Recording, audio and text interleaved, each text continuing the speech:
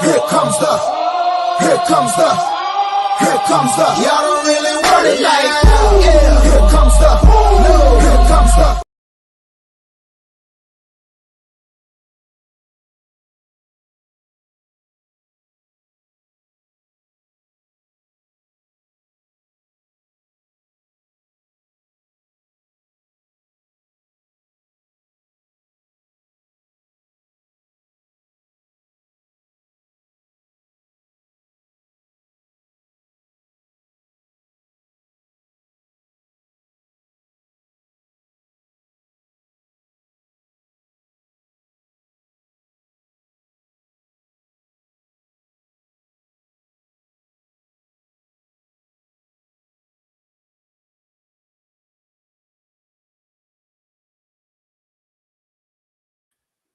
Yo, what's going on, YouTube? Man, good evening. Peace and blessings. Peace and blessings. I hope everybody is having a wonderful evening. I'm over here in Seattle in the beautiful Pacific Northwest. Happy to be bringing about another jam-packed show for you guys tonight. The goal is to not be on any longer than an hour, just because I have noticed that kind of turns off, future audience members and other members of the Team Steezy family alike, especially when they're not able to catch this live. And so once again, the goal is to keep this under an hour long. And to everybody that's been waiting, I apologize for coming on a couple minutes late. I was trying to stream this on X, but I guess they kind of switched things around here on StreamYard. I was going to say StreamEast on StreamYard. And now it's like saying that I got to have a premium account to be able to stream on X. When I used to stream on X, for those of you guys that have tuned in before on X, formerly known as Twitter. And so, man, just a quick reminder, I will be, and I'm planning on going live every single Tuesday evening at either 7 o'clock or 7:30 p.m. Pacific time. And so for those of you guys that are never able to make live shows or that never know when I plan on going live, be sure to hit that notification bell so you never miss a live show, so you never miss content from this channel. I know I promised to start dropping long form content again once the season starts, rolling around, and we're entering week 4, and I still have yet to get on that. And I do promise that we will get to that sooner rather than later. But for the time being, man, I got so much stuff cooking for you guys. I got a lot planned for you guys. Before I do continue, I forgot to introduce myself. So for those of you guys that are new here, if you are going to end up tuning in later on, I'm your host, Calvin Domingo, aka Steezy A, and man, I'm gonna get to some of you guys here in the chat. We got Robert Stevens here, one of my favorites in the building. Robert, how are you doing? Thanks for taking the time to tune in. I hope you're having a wonderful night. Like I said, one of my favorites. You've always been there, just supporting, right? Showing love, showing up to every live show, tagging me on Instagram. Like I see all that. I really do, and it means more to me than you guys know, truly. So Robert in the building, man. Shout out to Robert. One thing I did notice though with these streams is that sometimes it takes a second, for people to start tuning in, and it's usually once we're like 10, 15 minutes in, that's when a bunch of people start rolling in. And so I'm not gonna wait for that, right? But obviously there's not as many of you guys to address here in the chat. And so just a couple of housekeeping notes here before we do begin. If you guys aren't already, man, be sure to follow me on Instagram. Actually, while we wait for the show to truly kick off, and while we wait for others in the chat to kind of hop on, I mean, if you aren't already, and while we're waiting, follow me on Instagram. Y'all, follow me on Instagram at Steezy A Smith TV right now if you aren't already, and you'll be entered into a drawing to win free Team Steezy merch. I've had a couple of winners here in the past. Saijin, I have not forgotten about your hat. I don't know if you're watching right now. I don't know if you'll watch this in the future, but Saijin, special shout out to Saijin, man, my good brother. I do want to let you know I've not forgotten about your hat. I've just had a hard time securing the right size just because there's a fitted shortage here in Washington. I don't know what's going on, but other people Other members of the Team Steezy family can attest. Alina Dahl, another one of my favorites, a longtime supporter of mine. I mean, she won a free Steezy hat, right? A couple of months ago, I was able to deliver that over. And so there are a few members of the Team Steezy family that can attest, and that have already won free Team Steezy merch. So if you just follow me on Instagram, again, it's at SteezySmithTV. Be sure to type "just followed you" in the chat, and I'll be sure to write your name down live on screen to make sure your entry is in for the drawing. Like I said earlier, don't forget to hit that notification bell so you never miss a live show on this channel. And once I start dropping long form content and some of those interviews that I did promise you guys, you won't ever miss a show or a drop or an upload or a stream. So hit that notification bell, just because I don't know what's been going on with YouTube, but I mean, even for me, the channels, the people that I'm subscribed to, I miss a lot of drops. I miss a lot of heat. I don't get notifications. I'm not seeing that stuff, on my feed. I don't know why. So I don't want you guys to experience or to encounter the same problem. Last but certainly not least, all super chats are greatly appreciated. It's not mandatory, obviously, right? But if you want to help make my night, I mean, my night's already made, but if you want to continue to be generous, I guess, and help in that regard, I mean, sure, I can't. I'm not going to turn it down, right? I'm going to go back to some of you guys here in the chat, and then we will get on with the show. Man, we got Not Chief in the building saying, yo, what's up, Steez, man? Another one of my favorites, man. What's up, Not Chief, all the way over there in Atlanta, repping the ATL. What's going on, my good brother? I hope you're having a great night, and I know it's getting late over there, so for you to just still tune in, man, that means a lot to me, man. That means a lot to me, man, for real. Man, hey, I don't know if this is my uncle right here. I think this is Unc. He's a flow park kilo. Let's go, Cal. Man, hey, shout out to you, Unc. Thanks for tuning in, Unc. I hope you're having a great evening. Tell the girls, Jaslyn and Liana, tell them I said what's up, man. Tell them I said what's up. I hope Auntie Kim is doing well. And Unc, I hope you're having a great day, man. Thanks for tuning in, man. That's pretty cool to see you here in the chat. That's cool. Shout out, Unc, man. Shout out my Unc, man. Shout out my Unc. All right, y'all. Let's get it going, shall we? So right now, as you guys did see in the thumbnail, and you guys can answer this question if you guys want, but 3-0 entering week 4. Are the Seahawks off to a dream start? Is this a dream start for the Seattle Seahawks?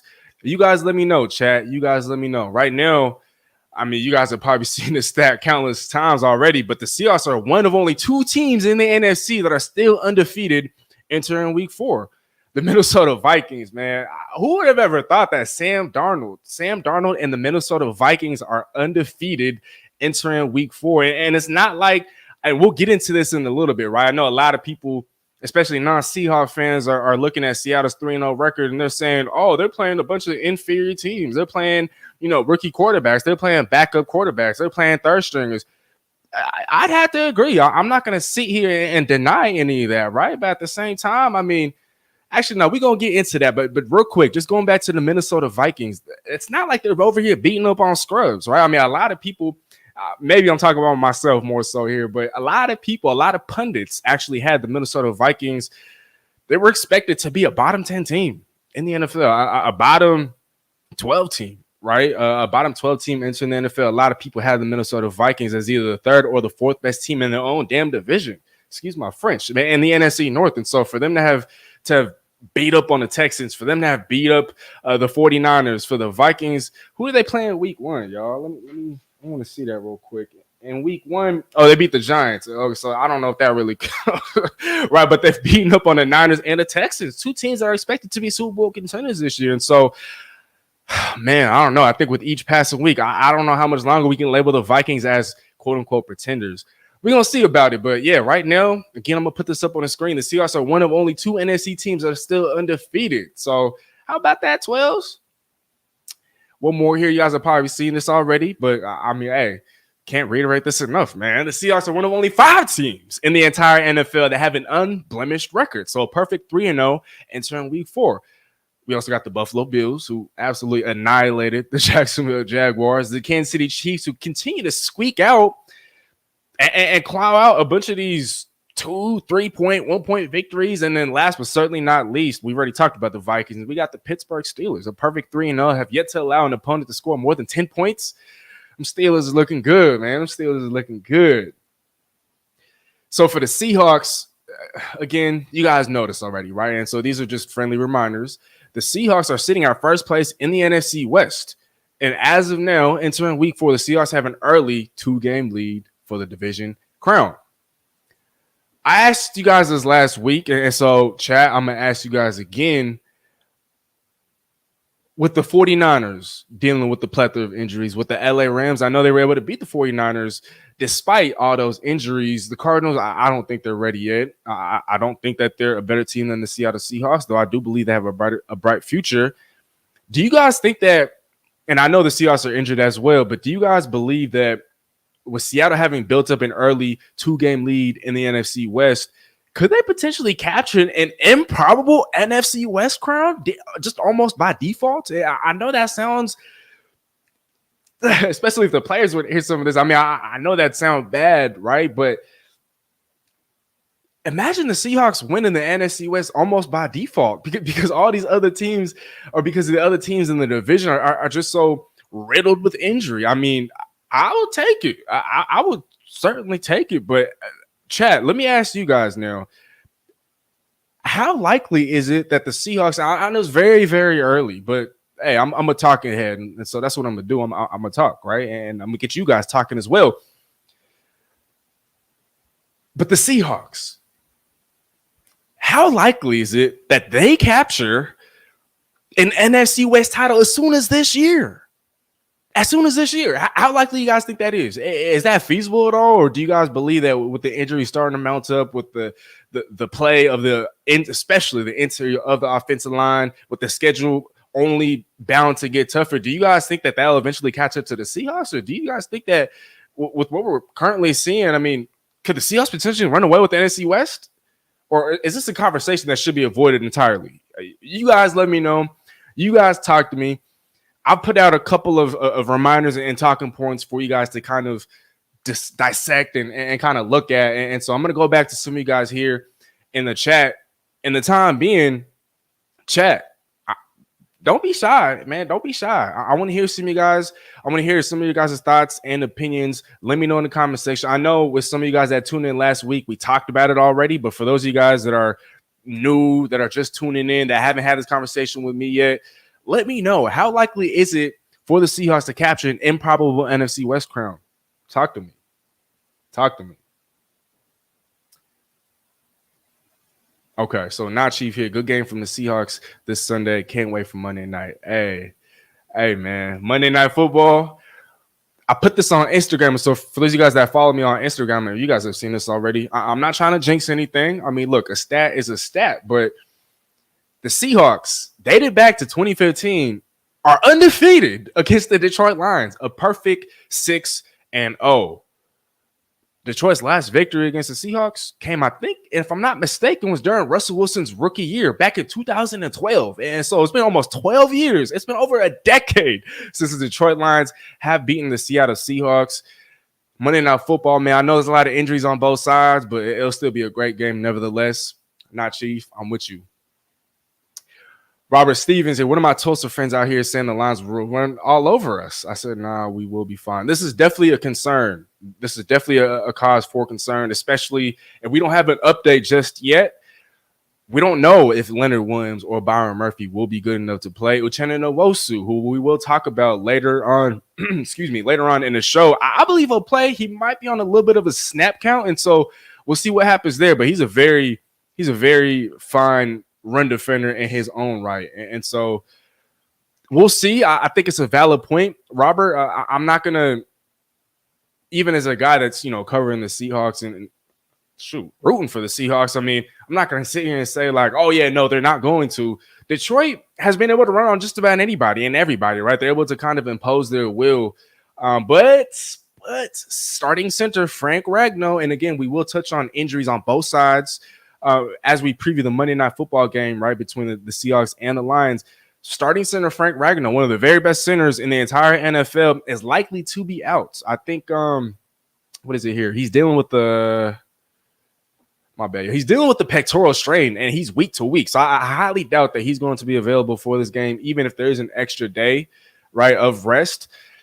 So we'll see what happens there. But, man, David Montgomery and Jahmyr Gibbs, again, they can run on anybody. So if they're able to run on Seattle in that defense, I wouldn't be surprised. Hopefully they don't run enough to where they're just running down their throats and blowing the Seahawks out of the water. We'll see what happens there. But, yeah, that's definitely a cause for concern. Okay, so not Chief here. I'm reading one of these comments. Hold on. Not Chief here is saying IDK, bro. Seattle has a tough schedule outside their division, but hopefully we get to win the West. Hey, you're right. Not Chief and I alluded to that earlier. The schedule is only going to get tougher. And yeah, I could see that. I mean, I didn't even expect Seattle to have any sort of grasp on the NFC West. I mean, especially because, again, I've said this a countless number of times. There's a new regime in place. There's a new scheme being implemented on both sides of the football. But to start off 3-0, despite all that, I mean, I think that's a great sign. Yes, the schedule will get tougher, but this team on all sides of the football, special teams included, is only going to get better. And so we'll see what ends up happening. But right now, I think we're seeing a lot of positives from the Seahawks. And we got my guy Viz in the house, man. What's going on, brother? So he's addressing my question from earlier.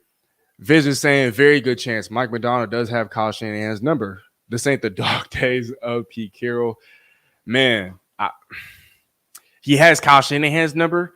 I don't know if he necessarily has Sean McVay's number just yet, but when the Ravens did go up against the LA Rams last year, the Ravens were able to come out on top in a very high-scoring affair. Defensively, he wasn't able to shut down the LA Rams, but man, we're gonna see what happens here. I mean, it sucked, right? When Pete Carroll was still here, just seeing the Seahawks constantly outclassed against the LA Rams time and time again. It was almost as if it was the student just making a fool of the teacher every single time and time again, man. I was getting tired of that. And so, yeah, man, there's a new head honcho in town.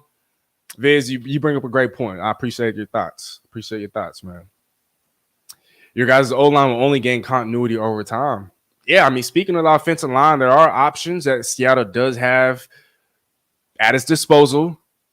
Christian Haynes, rookie Christian Haynes, third rounder out of UConn. I expect to see him in the lineup at some point, especially if the interior offensive line, I'm not trying to call anybody out, but I mean, you guys know the names like Ken Tomlinson, Anthony Bradford.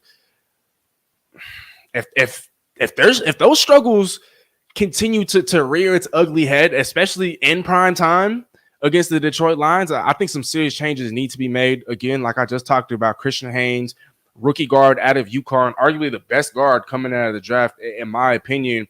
He's out there waiting in the wings. And so I loved what I saw from him at a preseason. I'd love to see him get a chance here at some point. I mean, my gosh, not Chief here saying Anthony Flagford. I mean, the amount of flags that we're seeing, come on, man, it's unacceptable. But Viz, again, another great point. I think that the Seahawks will only continue to gain continuity over time. And then once you start to kind of bring in these young guys, hopefully we see some more continuity and just better play overall, right? I mean, man, even at right tackle, Stone Forsythe, I thought he held up pretty well in week 3 against the Miami Dolphins. But if Abe Lucas doesn't come back at all, I don't know, man. It's going to be a lot on Stone Forsythe's shoulders.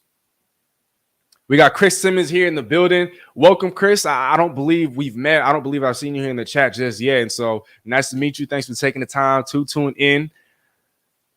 Here, let's say, okay. I mean, let's see. So you're saying I have thoughts, but I can't share them because YouTube thinks they have a right to limit characters in the chat.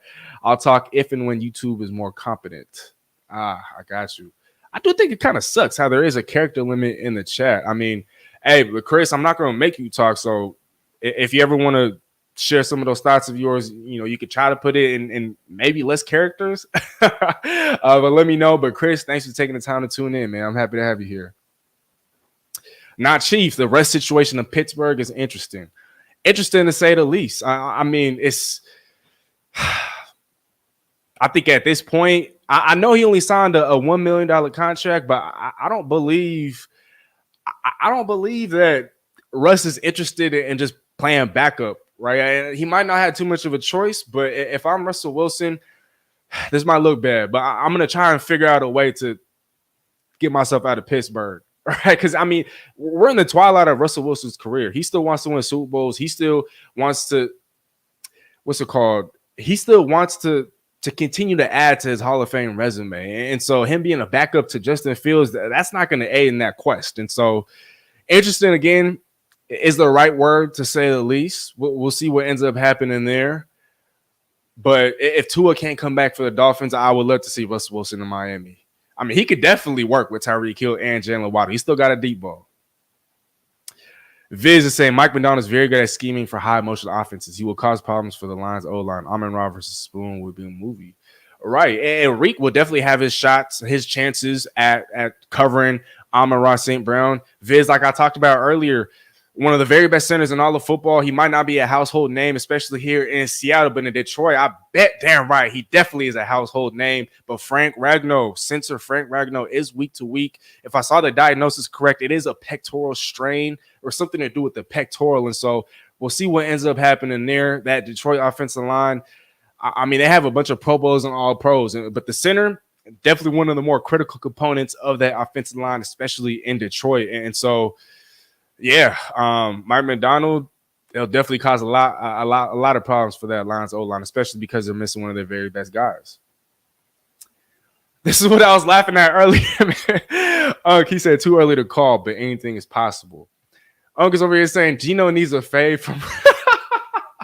Hey, I'm gonna talk to some of the guys that I know on the team, and I'm gonna let them know that, hey, my brother's one of the best barbers in the state of Washington over here in Seattle. He's already cut up Tariq Woolen, right? I mean, as you guys know, you guys have probably seen this on social media already. He used to cut up Tariq Woolen. He's cut up other Mariner players. And so he's on the right track, right? He's been doing this thing for some time now. And so you bring up a great point. Gino does need a fade from Ralph. I ain't gonna lie. Sometimes when I see Gino's cuts or actually, I'm not even gonna speak on that because this is gonna be a sound clip, a sound bite. So I ain't gonna speak on that. But hey, again, I'm gonna let some of the guys know that hey, they need to start tapping in with my brother, man. Come on. Visit saying my starting linebacker Terrell Bernard has been out almost 3 weeks for a pectoral strain. And Viz, I don't know if you play in IDP leagues when it comes to fantasy football, but Terrell Bernard was actually one of my starting linebackers. He was in my starting lineup, and it hurt. It hurt when I saw that he was going to be out, that he was also going to be week to week. And so, yeah, pectoral strain, that is nothing to play with, right? Like a sprained ankle ain't nothing to play with. And so, yeah, it's definitely painful. I mean, I can't speak to it, right? I'm not speaking based off of experience, but yeah, that definitely hurt my fantasy team a little bit. But hey, Terrell Bernard, man, he's one of the more underrated linebackers in the NFL. And so that's definitely gonna hurt the Buffalo defense. But I think you guys are doing just fine so far, Viz. And then Anthony Flagford, we looked at that earlier. We got Troy Peterson in the building, man. What's going on, Troy? Hope you're having a blessed evening. So Troy over here saying, gotta try Olu at left guard, man. Get him on the field. It's crazy because if I saw this correctly, Olu Oluwatimi was actually a healthy scratch. Was it in week 2? I don't believe he was in week 3, although I could be wrong. Yeah, Olu Oluwatimi, he was a healthy scratch. And so, you know, I don't know. I mean, maybe Seattle does need to get him some reps at left guard because, sheesh, man, LaKen Tomlinson, I had a lot of faith and I had a lot of belief in bro going into the season, but it just appears as if, I don't know, man. Maybe his days as a starter in the National Football League, maybe those days are numbered. I say that with all due respect, right? But Olu Oluwatimi, I don't think this would be a bad idea. Chat, let me know what you guys think, man. Olu Oluwatimi at left guard. I mean, Connor Williams definitely isn't going to let go of that starting center spot. And so if Seattle's looking to evaluate and try to get the best guys on the field at once on that offensive line, maybe it's worth a shot to start in Olu Oluwatimi. It might not be his most natural positions, but again, I mean, I still have a lot of faith, a lot of belief in his potential and what he's able to do on the football field. It doesn't necessarily have to be at center. So you guys let me know. We got my guy Michael Walters in the building, tapping in via Facebook. Long time no see, long time no talk. Hope you're having a blessed night. And Michael, I appreciate you for tuning in. Monday Night Football will be a banger. You damn right. I mean, the first Monday Night Football game of that doubleheader next week is going to be the Dolphins Titans at Dolphins. And if the Dolphins are going to be rolling out a Tim Boyle or a Tyler Huntley or another backup quarterback, and if Will Levis is going to continue to turn the football over, I don't know how entertaining, I don't know how exciting that matchup is going to be. And so, you know what they say, right? Say the best for last. That Seahawks and that Lions game will be the second of a doubleheader on Monday night next Monday. And so, Michael, I'm with you there. I'm with you there.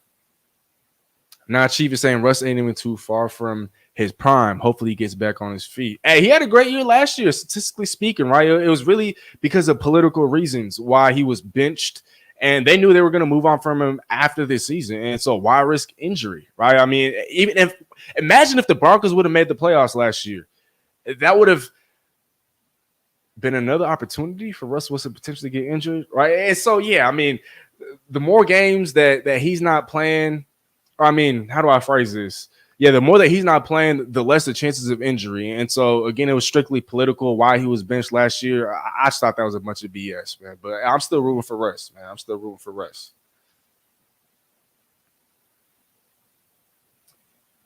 Unc here saying, yes, sir. Come on. Yes, sir, man. Yes, sir. Now Chief is saying, man, bro, was going to start flaming on Gino's cut. Hey, man, I know I ain't the only one, man. It's all love. It's all love. I wasn't going to, but yeah, you're right, though, Nachi. I wasn't going to flame him here. Not in front of a national audience, not in front of the entire city of Seattle. I ain't going to do that to Gino, man. Come on. We got my guy, Larry Batista, man. Kumusta kuya? Tapping in, bro. Hope you're doing well, brother. Appreciate you for tuning in, man. Good to see you here in the chat.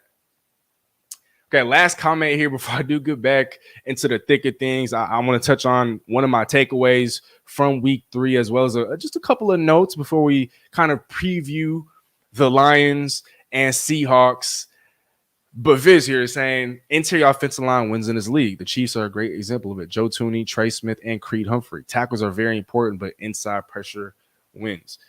I see what you're trying to say here, Viz. I mean, I'm still going to stand on the fact that if you're starting an offensive line from scratch, you do want to start with at least one of the tackles, just because there are more dangerous edge defenders in the NFL than there are havoc creators on the interior of the defensive line. And so, yes, if you're able to generate interior pressure, because that is the quickest path to the quarterback, then yeah, you're all the more dangerous, especially on defense as a whole. But there's not that many teams that are able to consistently generate pressure up the middle. And so for the most part, I'm still in favor of building an offensive line from the outside in.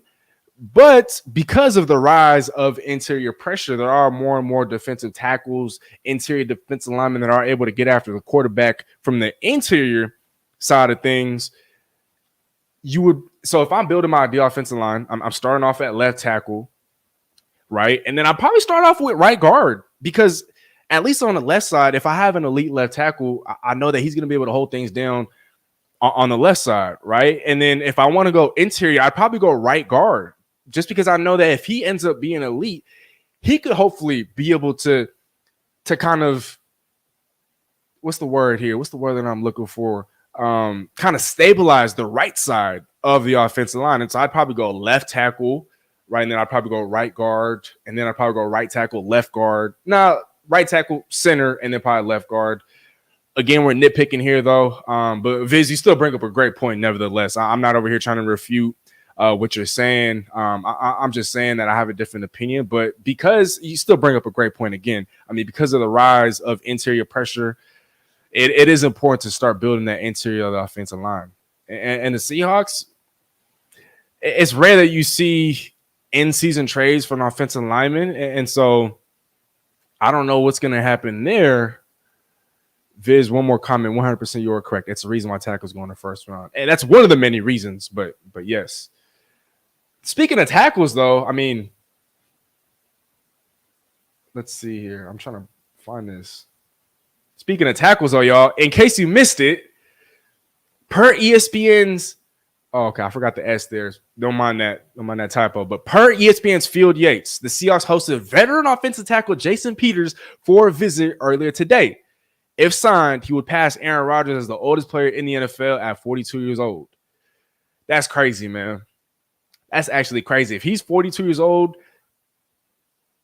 in an NFL lineup, that's wild. Because last I checked, man, my pops, he's not that much older than Jason Peters. My mom, she ain't that much older than Jason Peters or Aaron Rodgers. And so I think that actually be crazy. Look, my bad, y'all. I know we were going to go back to week 3 versus the Dolphins, but I had to bring this up, right? I mean, we're over here talking about offensive line. Well, again, in case you missed it, the Seahawks did host veteran offensive tackle Jason Peters for a visit earlier today. The future Hall of Famer played in 8 games for the Seahawks last season with 2 starts. He wasn't terrible, but he also wasn't his all-pro self. But I also do believe that it really can't get any worse. I know he's probably not going to play on the interior, but Seattle could use more depth at tackle.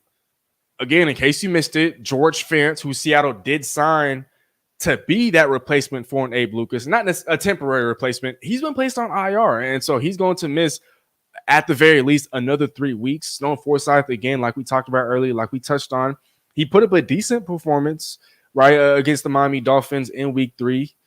Jalen Phillips, one of the premier, or at least the soon-to-be premier pass rushers in the National Football League. I know he's coming off a torn Achilles. Stone Forsythe did a mighty job against him. And so we'll see if he's able to kind of have a stronghold on that spot until George Fant or Abe Lucas comes back. But for me personally, I'm all in favor of the Seahawks bringing back a Jason Peters.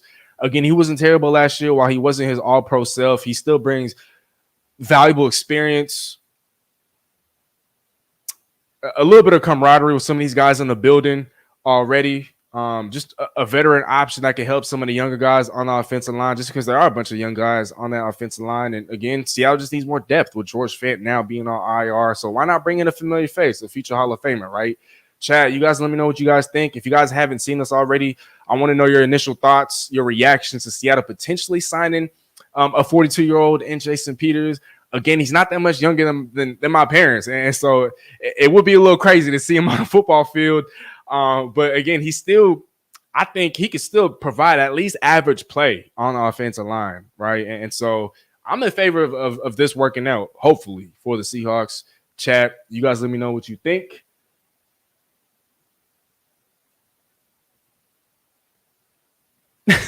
Not even, he's saying, damn, bro, whole lot unk at tackle. Hey, for real. But again, Seattle can use the depth. So I mean, shoot, why not?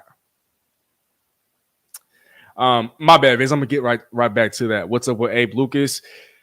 Man, it's right now. It's not looking great. If you guys were able to watch Mike Macdonald's press conference yesterday, he didn't say anything that would hint at a potential timeline.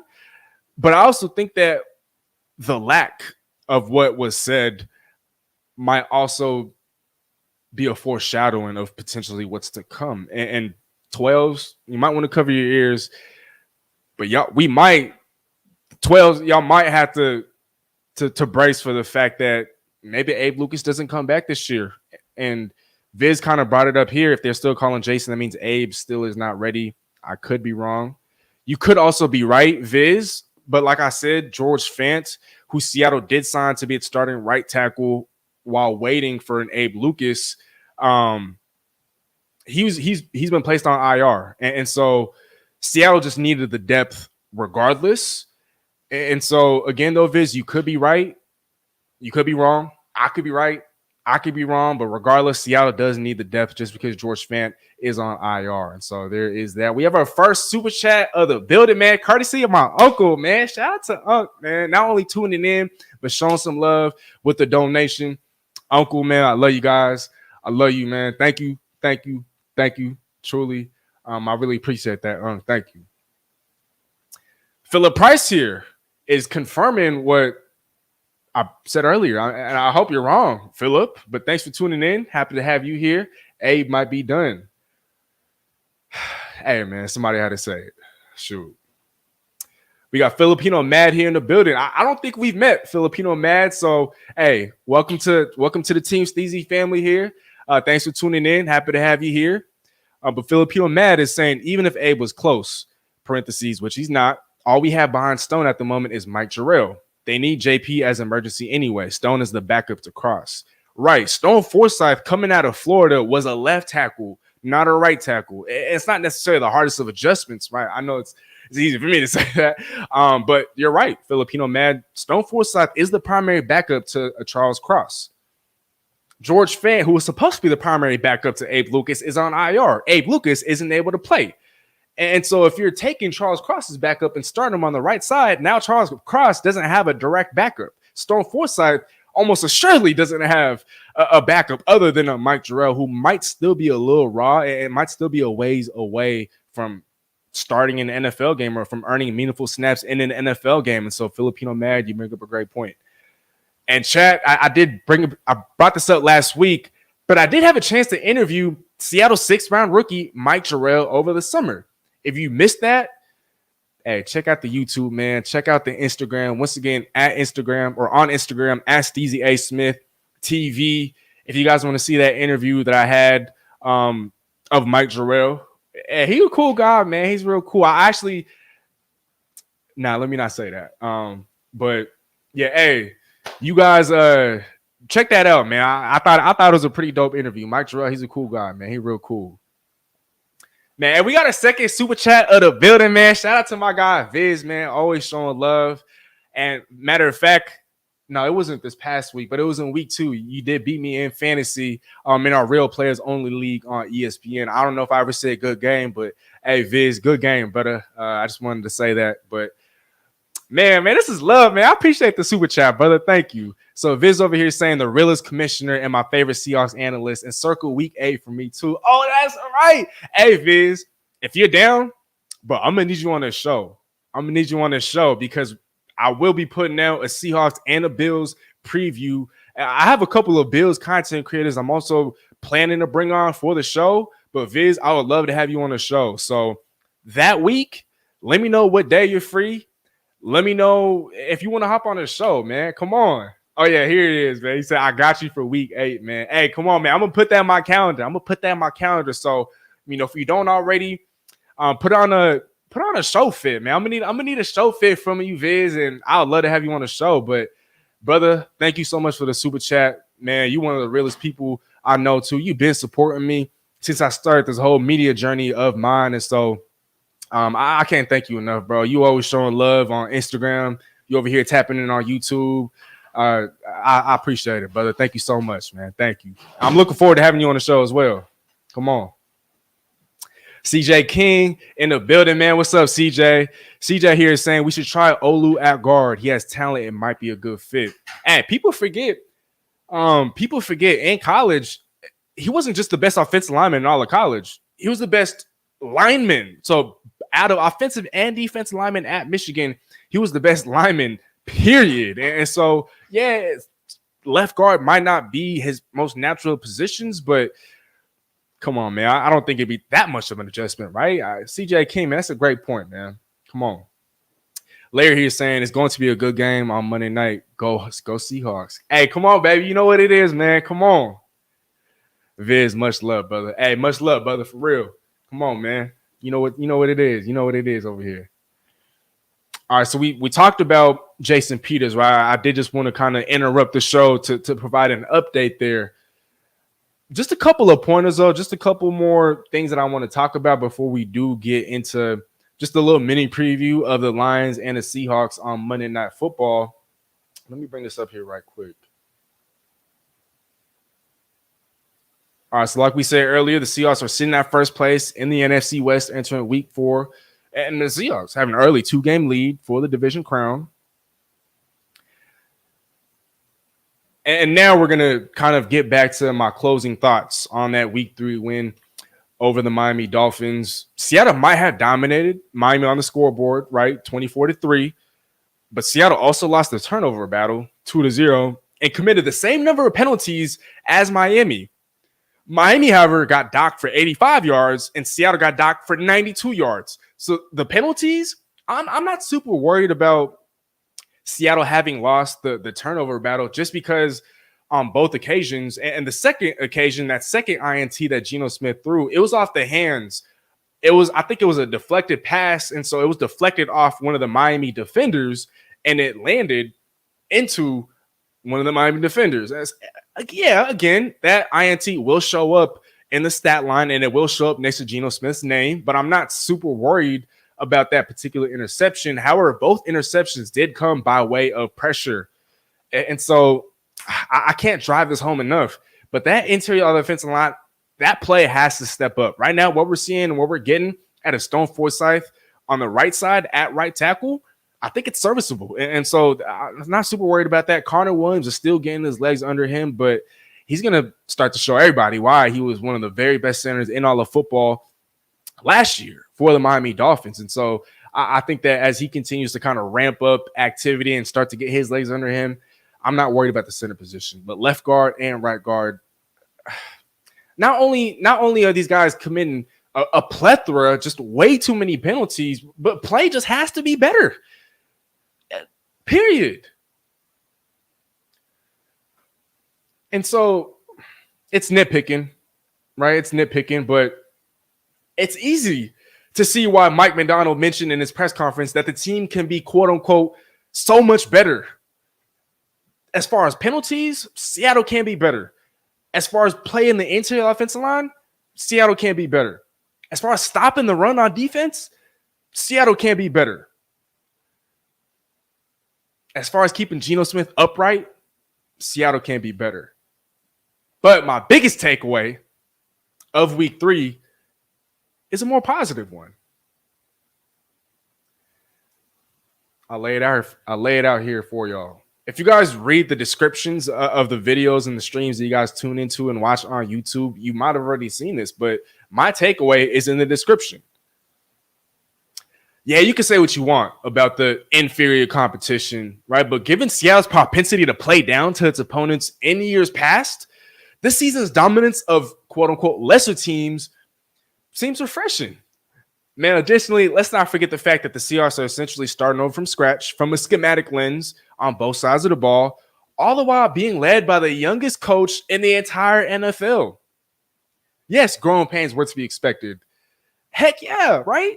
But for this team to get out to such a fast start while simultaneously implementing a new regime, plus all of the injuries that this team has already had to deal with, I think that 3-0 is looking like a dream start. And for me, that's my biggest takeaway. That's my biggest takeaway of week 3. Chat, while I'm preparing to kind of crossover into that preview, not crossover, that's the wrong word, but while I'm prepping to kind of get into that preview, that mini preview of the Seattle Seahawks matchup with the Detroit Lions on Monday Night Football, I want you guys to give me one takeaway that you had from Seattle's week 3 victory over the Miami Dolphins. I'm going to look at this stat real quick. I'm going to remove myself for just a second.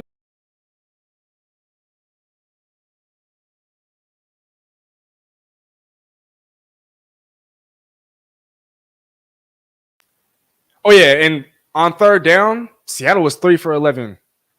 That can't happen. And to not score from the second quarter all the way up until, let me double check this. All the way until the fourth. So you didn't score in the second, and you didn't score in the third quarter. While, yes, you were dominating defensively, I would like to see a little bit more consistency, and I would like not to see such elongated droughts of not scoring and not really moving the football. And again, that kind of boils down to the play of the interior, especially the interior of the offensive line. I mean, if Geno Smith is constantly getting pressure and constantly having to see dudes right up in his face, I mean, that's probably not going to help matters, right? Especially when you're trying to move and score the football. But 3 for 11 on third down, that's also unacceptable. The first couple of weeks, Seattle had shown plenty of improvement on converting third downs, because as we know, the last like 3, 4, 5 years, the Seahawks have had a hard time converting on third down, have consistently been a bottom 5 team, a bottom 10 team, and third down conversion percentage. And so 3 for 11, yeah, like Mike Macdonald said, man, it could be so much better. It could be so much better. If Seattle's already 3-0, but this team could still get a lot better. And so here's to hoping that happens, right? Here's to hoping that happens. I'm going to go back to you guys here in the chat. CJ King, we've been beating this Lions team over the years. I just feel like they might get their lick back. And they could, right? And we'll get into this more when we preview this matchup. But like the Seahawks, the Lions are also dealing with a plethora of injuries. I'm not just talking about injuries, but I'm talking about injuries to key starters, to key players. And so both teams are going to be bruised up. Both teams aren't going to be at full strength. It's going to be a battle of attrition, right, at this point. But CJ, it is a great point. At the same time, though, I will say that I think that this could be the best Seahawks team since 2015. So we're going to see about it. We got Kale Lively in the building, man. What's going on, Kale? Thank you for tuning in. Kale is saying if we beat the Lions, we face the Giants.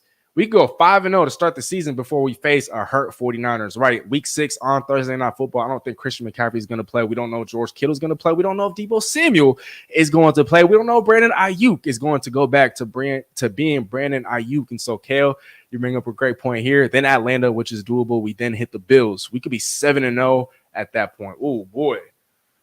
Oh, boy. If Seattle was 7-0 going into a Week 8 matchup with the Buffalo Bills, hey, man, Viz, I don't know if you're still tuned in, but we're going to have a lot to talk about, brother. We're going to have a lot to talk about. Kale, thank you for outlining. Thank you for outlining this. Thank you. You're absolutely right. I mean, the Giants, look, there's never a guaranteed win in the National Football League. Hence why they say any given Sunday, right? And like we've seen in the last couple of weeks, there have been so many upsets, man. Like my pick'em pools, my survivor pool been done, but my pick'em pool these last couple of weeks, man, I've yet to hit double digits. Week 1, I think I was 8-8. Week 2, I was 9-7. Week 3, last week, I was 8-8 and picking games. Borderline 500, man, and that's unacceptable. So many upsets, but I was getting off track there. Kale, again, thank you for outlining that. Great point. And if the Seahawks are 7-0 entering Week 8, oh boy, I can only imagine the chat just jumping, man. Jeez. CJ here, defense looked better than the week before. It most definitely did. And look, people keep forgetting Uchenna Nwosu has yet to play a snap this year. He's yet to play a snap of regular season football since week 7 of last year. And so I have no doubt in my mind that if he was to play this Monday, he'll probably be on a snap count, or he might be a little rusty, although he did play in the preseason. And so that's still something to kind of take into account. But hey, CJ, you're right. Defense did look better, and that's without Uchenna Nwosu. And so hopefully he's able to play and come back. We hope that the Leonard Williams and the Byron Murphy Jr. injuries aren't too serious, but you're right. Zach looked more comfortable too. Hey, Zach Charbonnet, man, had a career day, a career game. And so once K9 comes back, and it's looking likely that he'll be back for week 4 against the Lions, he might have earned himself some more snaps because, yeah, he's been looking good. He scored a touchdown in every single game this year so far. Good stuff, Zach. Man. Not Chief, even with all the injuries on defense, the guy stepped up. I like how Knight played filling in for Jerome Baker. Right, and see, I didn't even get to touch on that yet. I completely forgot to kind of to even bring that up. But yeah, Jerome Baker didn't play. Uchenna Nwosu didn't play. Tyrese Knight has filled in magnificently. I mean, even during the preseason, I saw lots of positives. He showed lots of promise. And so if Jerome Baker can't give it a go on Monday night, hey, Tyrese Knight, man, do your Dougie. Okay, last comment here before I do go back to what I wanted to say in regards to that Lions and Seahawks matchup. But not Chief, you're saying don't sleep on the Falcons, man. They're looking good this year. Hopefully I get to go watch my Hawks. Ooh, man, not Chief. I do like the Falcons, but I don't want to comment on that too much because hey, it's pro Seahawks over here, baby. Pro Falcons, I don't know about that. We ain't going to do that here. Not tonight, man. Not tonight. But shout out to Not Chief, man. Shout out Not Chief, man. Not cheap. One more. CJ here is saying more Kenny Mack. He ran 2 dudes over. Hey, he a dog, man. He a dog. It's hard because Seattle's running back room is so damn talented.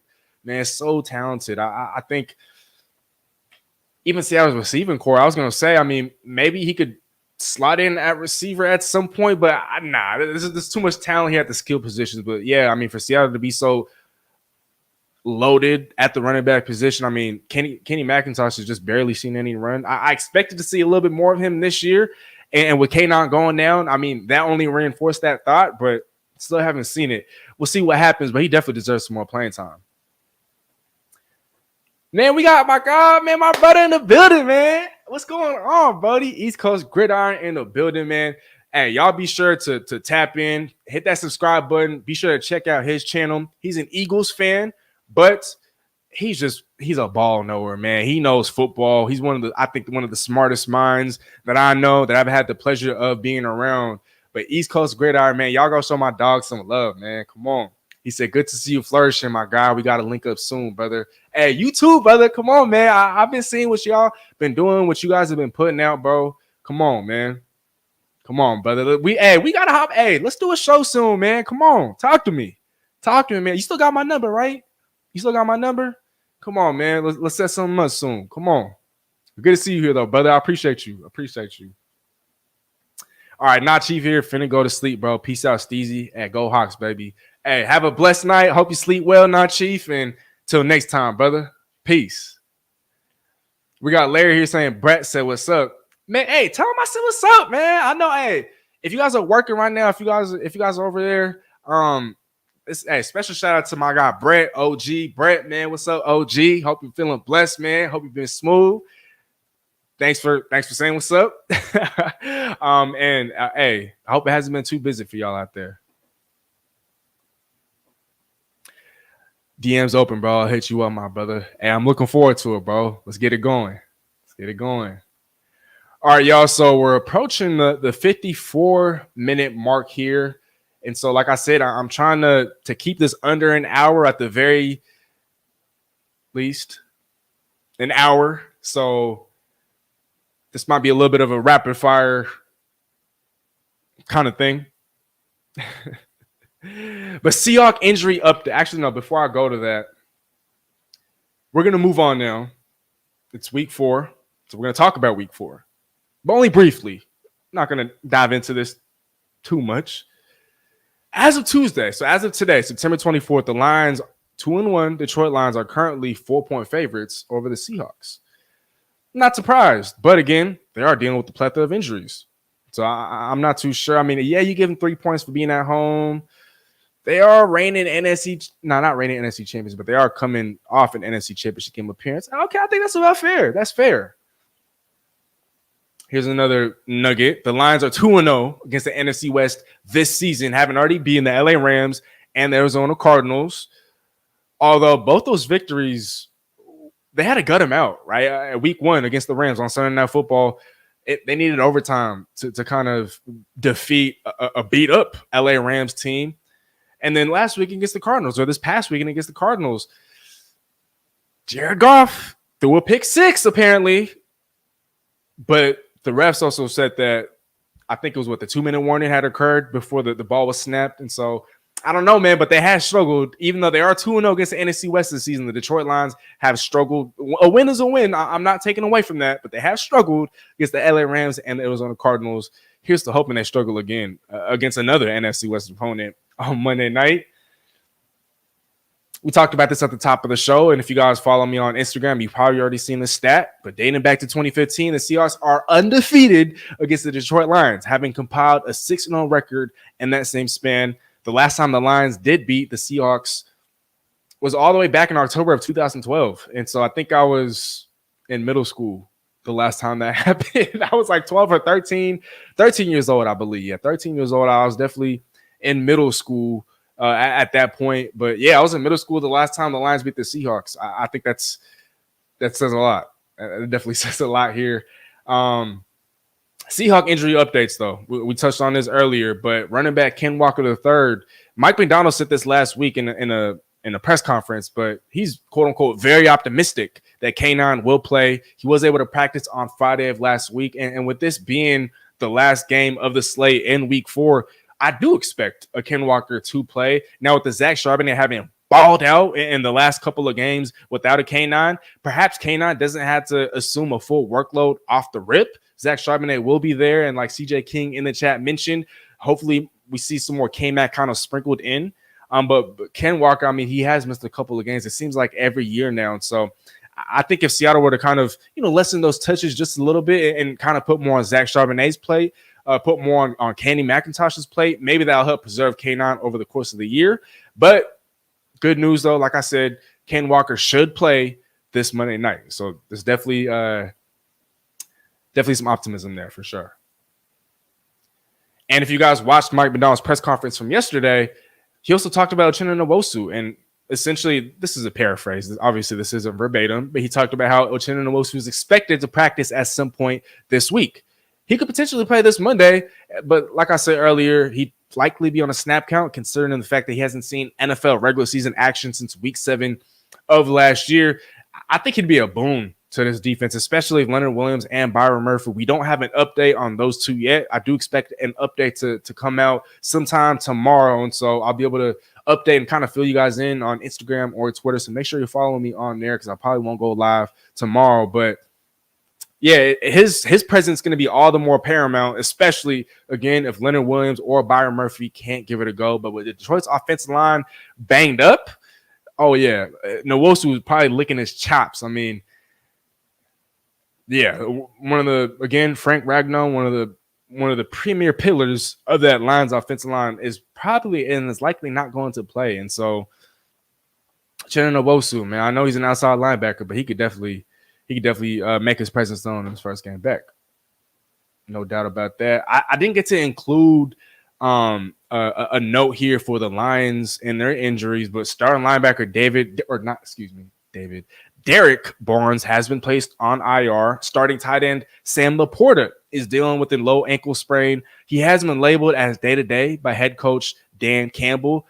We don't know if he's going to play. We already talked about a Frank Ragnow, the center who is dealing with a pectoral injury. He's been labeled as week to week, so he's likely not going to play. The Lions could be without one of their starting linebackers. They could be without their starting tight end. They could be without their starting center, Brian Branch, and he showed lots of promise last year. Safety for the Lions. He's dealing with a concussion. He's currently in concussion protocol, and I think he had a neck injury because he had collided with tight end Trey McBride of the Arizona Cardinals, who's also dealing with a concussion in his own right. He could also be out. That Detroit Lions secondary has been bleeding yards and points all season long thus far. And so I expect DK, I expect Jason, I expect a huge game from those two. I expect another high-scoring affair. I do expect a Seattle victory. I do expect Seattle to continue having Detroit's number. I'm not going to provide an official score prediction just yet, but chat, I want you guys to leave some of your score predictions in the chat. Before I bounce, I will read some of those. And look, we're approaching that 60-minute mark, that 1 hour mark. And so this sounds a little more rushed than usual, but you guys know why. But to everybody, man, to everybody that took the time to tune in, whether you're on Facebook, YouTube, I don't know if this is streaming on X because I tried, but whatever. Yeah, that wasn't working. But to everybody that's been tuned in, Viz, to my Uncle Flo, man, I appreciate you guys for the super chats. I appreciate you guys for all the love, for tuning in. As I like to say, man, ain't nothing but love. Wishing y'all nothing but peace and blessings. Before Steezy is out, though, I will go back to the chat one more time. Oh, man. Oh, with another super chat, man. Good night, buddy. Hey, I appreciate that. Man, thank you for the love, man. Thank you for the love. I just want to put all the super chats out here one more time. Viz, my Unc, man, a lot of love for y'all, man, for real. So thank you, Unc. I appreciate that. We got my brother Richard here tuning in. I'm about to log out, brother, but Richard over here saying, damn, another week of beating on an injured team. Shake my head. Hey, but I just outlined some of the injuries that Seattle is dealing with. Leonard Williams, Uchenna Nwosu. I mean, yes, he might come back to play, but he's still hurt. I mean, Leonard Williams, Byron Murphy, Jerome Baker. Seattle's also missing a bunch of starters, and on the offensive line, Abe Lucas. So Seattle is just as beat up as the next team. That's all I want to say. Hey, I love y'all, man. Have a blessed rest of your night. Let's be great tomorrow. And hey, Steezy out, baby. Come on. Again, this video is going to be dedicated to Mr. Todd Nas. While that concludes this video, we have loads of other content. You don't have to stop watching there. Other content on our channel homepage, as well as our social media platforms. And again, don't forget to hit that subscribe button for us. Tell a friend and tell a friend. Nothing but love, and Steezy out.